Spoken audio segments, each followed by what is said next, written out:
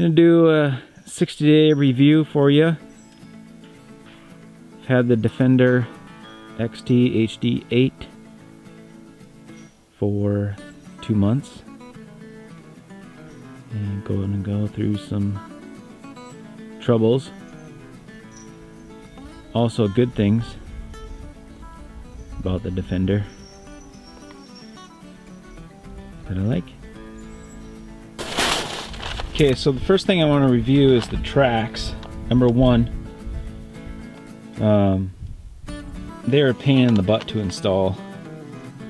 The instructions on the Can-Am site were wrong. I'll send you a video up top in the cards where did a video just on the tracks.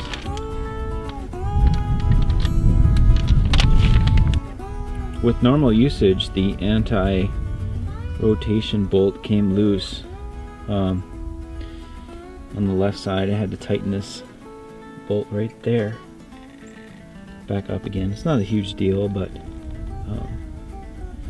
things wear in. Gotta do what you gotta do.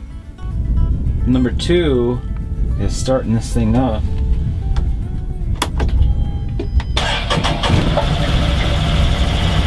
Every time you run the machine, you gotta hold down and press M so that the DPS module kicks in and helps you with the power steering. That is a pain in the butt. You also have the extra installs. Here is the CVT kit that you got to put in so that it takes fresh air for the transmission. That goes there, and there's an intake goes through the cab on the other side. I did a video on that too. I'll put that in the cards up above. Also, you have to put in the pre-air filter on the engine intake, because these tracks kick up a ton of snow. Like I did a video before, this whole cab, if you don't have doors on it, the whole damn cab will fill up with snow with those tracks on. Also, you have to clear all the ice away. I think I did a video earlier on that, but this boot is completely torn. They say you're supposed to put this thing in a heated garage every single night after you use it. That needs to change, because how many snowmobiles go in a heated garage every single night after you use them? I suppose you spend 25,000-30,000 on a vehicle like this. They expect that you have a heated garage. Also, with the tracks installed, you get a ton of vibration. Everything vibrates violently.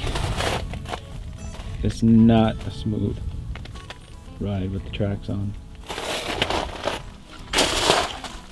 You gotta go slow. You gotta have the diff lock on. It vibrates the heck out of this thing.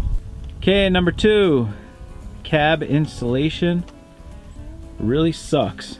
You know what? Going back on this thing, I would rather buy the cab module. I had the dealer install the rear windshield, the front windshield. I'm in the process of putting the windshield wiper on and installing the heater, which goes there. Heater goes there. Windshield wipers go up there in the fall. Put the doors on, but there's a ton of wiring that I have to do for this thing. and lots of hours of labor. So if you're going to do the Can-Am with the cab, I'd suggest just buying the damn cab, because it's a real pain in the butt. More time and more expensive to install the cab yourself. So another problem I have is this thing leaks coolant. Not like crazy, but there's a seepage somewhere and I cannot find the damn thing. I've looked up and down on this motor. I can't find anywhere where it's leaking, but yet it piles up on the rear track and accumulates as snow, melts the snow, directly under the exhaust. And the only thing I can think of is that it's coming out of the exhaust. The dealership wants me to bring it in and get a pressure test to see exactly where the coolant leak is. I'm not even sure if they can find it. It's totally blowing my mind. This machine, even though it's 799cc HD8, you got tons of power. I have not once run out of power with this machine. I've gotten stuck a couple times. Yeah, well defined stuck. You can pull yourself out with a winch. The only times I've gotten stuck was when I was high center, and there's nothing anybody can do about that when you're high center. So plenty of power. These machines are getting better and better with the amount of torque that they put out at the wheel, so it's pretty hard to get stuck. This machine is really loud. I would strongly recommend that you have ear protection, because it is not quiet. Very loud.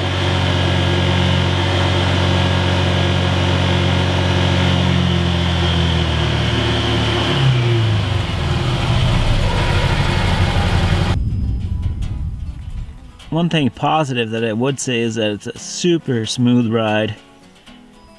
You can adjust spring preload here. I got it maxed out because we were grooming the trail, but you can soften it up. But you get in this thing, take it for a ride. She's extremely smooth. Super smooth ride. This thing comes with nets installed. I took those nets off. It wasn't much, but all I had to do was remove this nut here. I think there was a couple, yeah, there was a couple body parts here. That one to remove down there, but take those nets off. They look ugly anyways. This thing sips a lot of gas. Well, I shouldn't say sip, I should say guzzle a ton of gas with the tracks on, because there's more revolutions per rotation on the tracks. I've had to use 66% more fuel with the tracks on versus the wheels. I had problems this winter with the transmission slipping. I think it slipped on me maybe half a dozen times to 10 times. I have no idea why the transmission slipped. This entire thing is completely enclosed. I actually pulled the plug at the bottom down there. You can see the plug, and there was no water in there, so tiny bit of snow or snowflakes got in there, but the transmission slipped on me more than a handful of times. this winter. I had some issues starting the machine this winter in the extreme cold. Well, not even that extreme, like 10, 15 below. It wouldn't start, and the problem was the main relays get too cold and she won't start.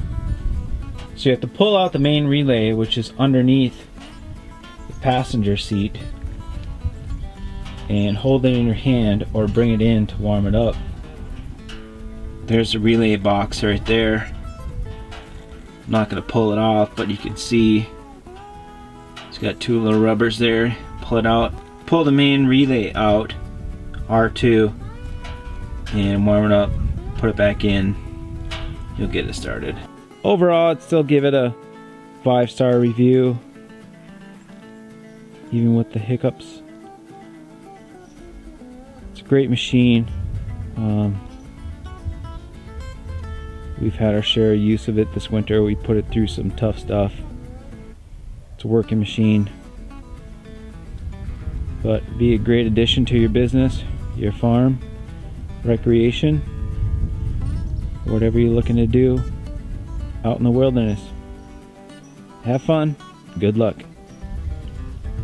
Thanks for watching, and please subscribe to our videos and click that bell for updates. Talk to you later.